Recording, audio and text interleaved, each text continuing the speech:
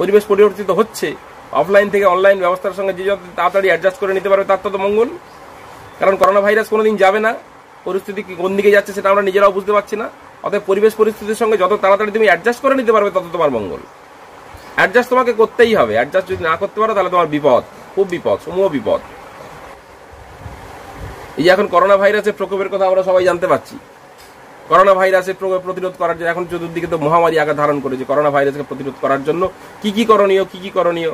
Virus প্রতিরোধ করার জন্য ন্যাচারাল প্রসেস, প্রকৃতি নিজের মতো নিজেকে গুছিয়ে নিচ্ছে আবার। কারণ আমরা প্রকৃতির উপরে মারাত্মক রকমভাবে অত্যাচার করছি বহুদিন ধরে, এখনো পর্যন্ত সেই অত্যাচার কিন্তু থামেনি। এই অত্যাচারকে বন্ধ করার জন্য প্রকৃতি নিজের মতো করে গুছিয়ে নিচ্ছে। যত কেমিক্যাল আর্টিফিশিয়াল কম্পাউন্ড দিয়ে আমাদের ট্রিটমেন্ট করানো, এই ধরনের ট্রিটমেন্ট যদি যতক্ষণ না পর্যন্ত বন্ধ হবে ততক্ষণ পর্যন্ত কিন্তু প্রকৃতি রিভেঞ্জ নেবে। কারণ এই যে ইমিউনিটির কথাটা বলা হচ্ছে বিভিন্ন জায়গায়, সবাই বলছে যে ইমিউনিটি বাড়াও, রোগ প্রতিরোধ করার ক্ষমতা বাড়াও। করোনা ভাইরাসের নির্দিষ্ট কোনো রোগ ওষুধ নেই। রোগ প্রতিরোধ করার ক্ষমতা, নিজের শরীরের রোগ প্রতিরোধ করার ক্ষমতা বাড়াও। আমরা তুলসী পাতার কথা সবাই জানি, কিন্তু তুলসী পাতা কেউ ব্যবহার করি না, তুলসী পাতা খাই না। তুলসী পাতা এখন অনেক বাড়িতে খুঁজেই পাওয়া যায় না আগে, অথচ প্রত্যেক বাড়িতে তুলসী গাছ প্রত্যেক বাড়িতে ছিল। এখন কজনের বাড়িতে আছে খুঁজলে মানে মাইক্রোস্কোপিক হয়ে গেছে। তুলসীর মারাত্মক ক্ষমতা রয়েছে ইমিউনিটি পাওয়ার বাড়ানোর জন্য। তুলসী পাতার ভিটামিন সি একটা অ্যান্টিবায়োটিক ভিটামিন বলা হয়, ন্যাচারাল প্রসেসে খেতে হবে। আরেকটা যেটা প্রবলেম সেটা হচ্ছে হিমোগ্লোবিনের পরিমাণ যদি কমে যায় শ্বাসকষ্ট হবে না, কি হবে? শ্বাসকষ্টের কারণ কেবলমাত্র রেসপিরেটরি সিস্টেমের প্রবলেম নয়।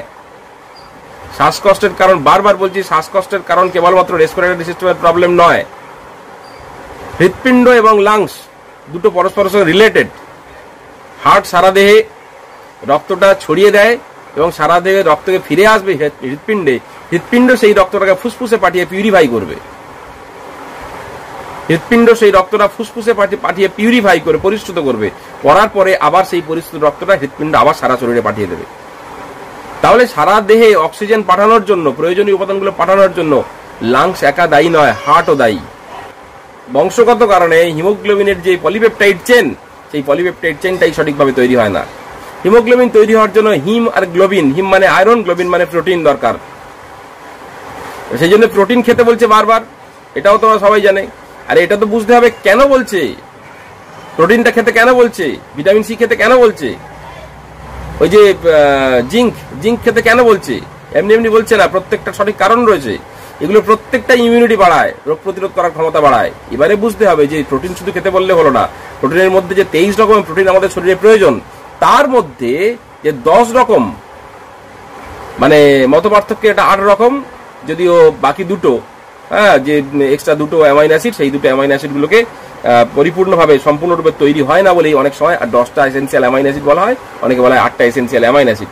এই অ্যামাইনো অ্যাসিড গুলো সঠিকভাবে সমস্ত খাদ্যের মধ্যে আছে কিনা সে খবর কে নিচ্ছে? সে খবর আমরা নিই না। এই প্রত্যেকটা এসেন্সিয়াল অ্যামাইনো অ্যাসিড সঠিকভাবে শরীরের মধ্যে থাকতে হবে। তাহলে 23 রকমের অ্যামাইনো অ্যাসিড সবগুলোই আমাদের শরীর যদি পায়, তাহলে 23 রকমের অ্যামাইনো অ্যাসিডের সবগুলো দিয়ে নির্দিষ্ট প্রোটিন তৈরি হতে পারবে। এই নির্দিষ্ট প্রোটিনের মধ্যে কিন্তু হিমোগ্লোবিনটা অন্যতম। অতএব শরীরে শ্বাসকষ্ট তৈরি হয়ে গেলে হিমোগ্লোবিনের পরিমাণটা আগে দেখো। হিমোগ্লোবিন যদি সাফিসিয়েন্ট পরিমাণে না থাকে, তাহলে অক্সিজেনটা ক্যারি করবে কে? হিমোগ্লোবিন তো। তাহলে প্রত্যেকটা কোষ সাফিসিয়েন্ট পরিমাণে অক্সিজেন পাবে না। অক্সিজেন যদি না পায়, তাহলে অক্সিজেনের একটা ডিমান্ড তৈরি হয়ে যাবে, তাহলে শ্বাসকষ্ট তো হবেই হবে। আদৌ কেবলমাত্র রেসপিরেটরি সিস্টেম আমরা উপর কেবলমাত্র দেখি যে ব্রঙ্কাস ন্যারো হয়ে গেছে, ট্রাকিয়া ন্যারো হয়ে গেছে, ব্রঙ্কিওল ন্যারো হয়ে গেছে, লাংসে করোনা ভাইরাসের আক্রমণ হওয়ার জন্য লাংস কন্ট্রাকশন রিল্যাক্সেশন করতে পারছে না। আর লাংসের থেকেও তো অনেক বেশি ইম্পর্টেন্ট হিমোগ্লোবিন। হিমোগ্লোবিন যদি সাফিসিয়েন্ট পরিমাণে না থাকে, তাহলে অক্সিজেনটা ক্যারি ফরওয়ার্ড হবে কি করে? হিমোগ্লোবিন পারফেক্ট রেশিওতে তৈরি হওয়া উচিত। এবং হিমোগ্লোবিন তৈরি হওয়ার জন্য যে অ্যামাইনো অ্যাসিডগুলো দরকার দেখতে হবে সেই অ্যামাইনো অ্যাসিডগুলো তোমার খাদ্যের মধ্যে আছে কিনা। শুধু আমি ভাবছি হ্যাঁ প্রোটিন প্রচুর পরিমাণে খাচ্ছি, তাহলে প্রোটিন প্রচুর পরিমাণে শুধু খেলে তো হলো না। সেই প্রোটিনের মধ্যে এসেন্সিয়াল অ্যামাইনো অ্যাসিডগুলো সবগুলো আছে কিনা তাই দেখতে হবে আগে। অতএব এটা অত্যন্ত গুরুত্বপূর্ণ বিষয় যে এসেন্সিয়াল অ্যামাইনো অ্যাসিডগুলো থাকবে সেই ধরনের খাবার দাবারগুলো খাওয়া। শুধু সকাল বিকেল রাত্রে সারাদিন ধরে 10টা করে ডিম খেলাম আর মাছ মাংস খেলাম, অমনি আমার ইমিউনিটি তৈরি হয়ে গেল, ব্যাপারটা অত সহজ নয়। এই পারফেক্ট রেশিওতে এসেনশিয়াল অ্যামাইনো অ্যাসিড তোমাকে অ্যাবজর্ব করতে হবে। হিমোগ্লোবিন সঠিকভাবে তৈরি না হলে অক্সিজেন পরিবহন করা সম্ভব হয়ে উঠবে না। অক্সিজেন যদি সাফিসিয়েন্ট পরিমাণে কোষ না পায়, কোষ থেকে একটা ডিমান্ড তৈরি হবে অক্সিজেনের। প্রত্যেকটা কোষ তখন ব্রেনকে রেসপন্স পাঠাবে যে আমাদের অক্সিজেন প্রয়োজন। ব্রেনের রেসপিরেটরি সেন্টার তখন লাংসের এবং হার্টের উপর একটা চাপ সৃষ্টি করবে যে অক্সিজেন ডিমান্ড আছে, অক্সিজেন সাপ্লাই করো। অক্সিজেন সাপ্লাই করতে না পাওয়ার জন্য রেসপিরেটরি প্রবলেম তৈরি হয়ে যাবে এবং শ্বাসকষ্ট দেখা যাবে। কিন্তু সেই শ্বাসকষ্টের কারণ কিন্তু সরাসরি রেসপিরেটরি সিস্টেম নয়। অতএব শ্বাসকষ্ট সরাসরি সবসময় রেসপিরেটরি সিস্টেমের ফল্টের জন্য এই ধারণাটা ভুল। হিমোগ্লোবিন যদি সঠিকভাবে না থাকে তোমার শ্বাসকষ্ট হবে। অতএব ইমিউনিটি বিল্ড আপ করতে গেলে ভিটামিন শুধু সি নয়, তার সঙ্গে তোমার কিন্তু পারফেক্ট রেশিওতে amino acid, essential amino acid, 10 রকমের এসেনশিয়াল অ্যামাইনো অ্যাসিড থাকবে। এই ধরনের অ্যামাইনো অ্যাসিড যুক্ত খাবার তোমাকে ডেলি খেতে হবে।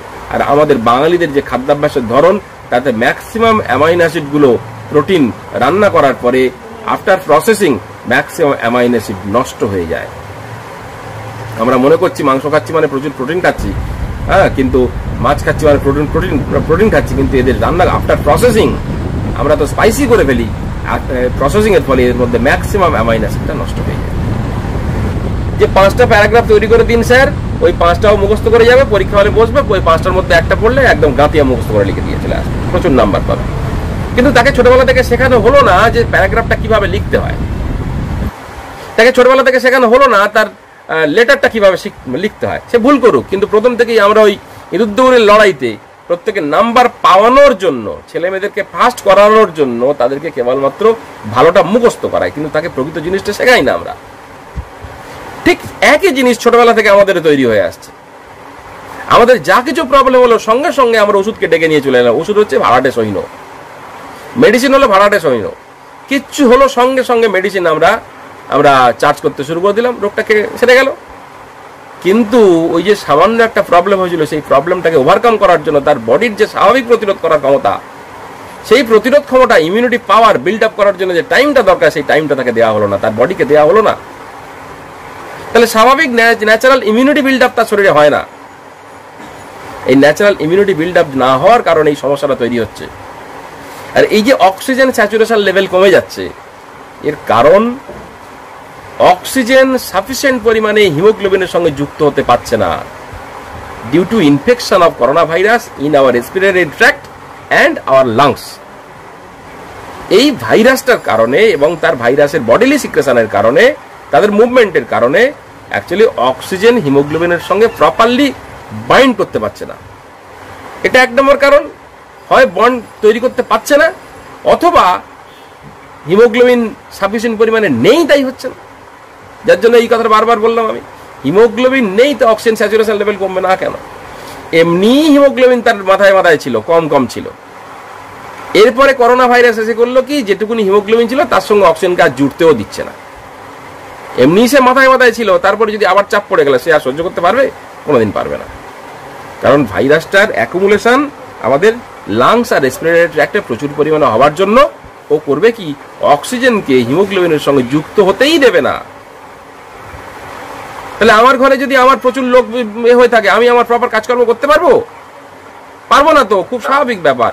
একই ঘটনাটা ঘটছে। তাহলে তোমাকে করতে হবে কি, ন্যাচারাল ইমিউনিটি তোমাকে নিজে খুঁজে নিতে হবে। তোমার বাড়িতে লোকজন ভর্তি হয়ে গেছে, তুমি বারবার তোমার মার উপরে ডিপেন্ডেন্ট, বাবার উপর ডিপেন্ডেন্ট, আমাকে এটা এনে দাও, আমাকে এটা করে দাও, আমাকে এটা তুলে দাও। আরে বারবার বললে তারা এখন কি করবে? তারা তো বিরক্ত হয়ে যাবে, তারা তখন ব্যস্ত হয়ে আছে। অতএব তোমাকে নিজে খুঁজতে হবে। তো আমাদের বডিলি যে পাওয়ার, ন্যাচারাল প্রসেস, সেই প্রসেসকে, বডিকে ছোটবেলা থেকে নিজস্ব তা তৈরি করার যে ক্ষমতা, সেটা তো আমরা তৈরি করাইনি। যার জন্য প্রবলেমটা হচ্ছে। এই জন্য বারবার ইমিউনিটির কথাটা বলা হচ্ছে, বারবার বিভিন্ন জায়গায় ইমিউনিটির কথাটা বলা হচ্ছে। অ্যাকচুয়ালি তো ওষুধ তো নেই। যার ইমিউনিটি বিল্ড আপ ঠিক মতো আছে, হার্টের প্রবলেম নেই, বিভিন্ন ধরনের হিমোগ্লোবিনের প্রবলেম নেই, তার প্রোটেকশন পাওয়ার যথেষ্ট থাকবে এবং সে অটোমেটিক্যালি প্রোটেক্ট করতে পারে। এবারে অক্সিহিমোগ্লোবিন যৌগ তৈরি হতে গেলে কি কি দরকার, সেটা স্বাভাবিক বায়োলজি স্টুডেন্ট হয়ে বোঝা উচিত। যে হিমোগ্লোবিন তৈরি হতে গেলে কি লাগবে, না বোন ম্যারোতে যাতে তৈরি হতে পারে তার জন্য vitamin B12, folic acid, iron tablet খাওয়াতো। কারণ হিমোগ্লোবিন তৈরি হতে গেলে আয়রন লাগবে, আয়রন ফলিক অ্যাসিড না হলে আয়রন তার সঙ্গে হিমোগ্লোবিন মানে পলিপেপটাইড সংযুক্ত হিমোগ্লোবিন তৈরি করতে পারে না। অর্থাৎ তোমার আয়রন দরকার বডিতে। কি কি লাগবে?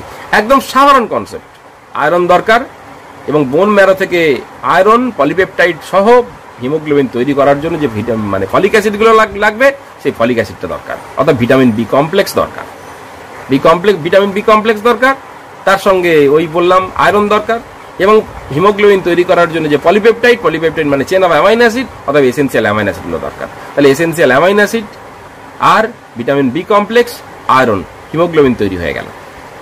বাকিগুলো এবারে করোনা ভাইরাসও করবে কি, তোমার হিমোগ্লোবিন সাফিসিয়েন্ট পরিমাণে বডিতে আছে, অ্যাটাচ করতে দেবে না, অক্সিজেনের সঙ্গে যুক্ত হতে দেবে না।